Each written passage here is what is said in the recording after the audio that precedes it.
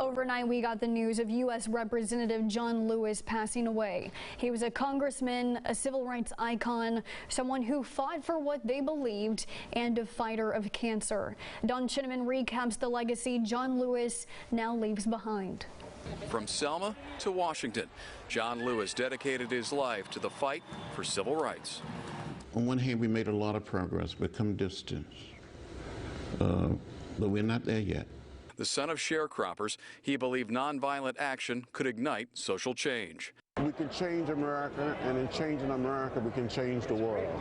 I was beaten by state troopers. Arrested dozens of times, he became one of the original freedom riders, challenging laws in the South which prohibited black and white riders from sitting together on interstate buses.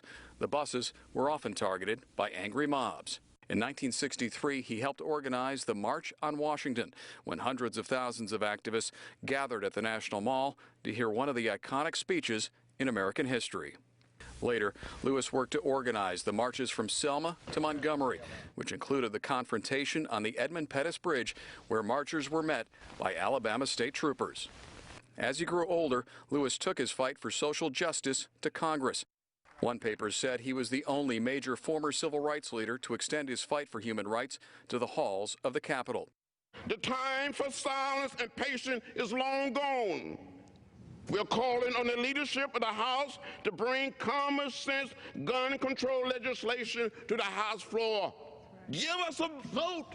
One of the leading liberals in Washington, Lewis didn't back down from a fight. In his later years, Lewis spent much of his time educating and inspiring the next generation.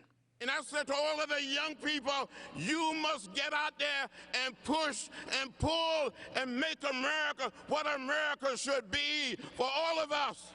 From his activism in the civil rights movement to in 2011, President Obama, the nation's first African-American president, awarded John Lewis the Presidential Medal of Freedom, the nation's highest civilian honor. And generations from now, when parents teach their children what is meant by courage, the story of John Lewis will come to mind. That courage was tested again when Lewis learned he had stage 4 pancreatic cancer. He said, quote, "I've decided to do what I know to do and do what I have always done. I'm going to fight it." John Lewis, who believed equality could not wait. Dan Chinnaman, NBC News.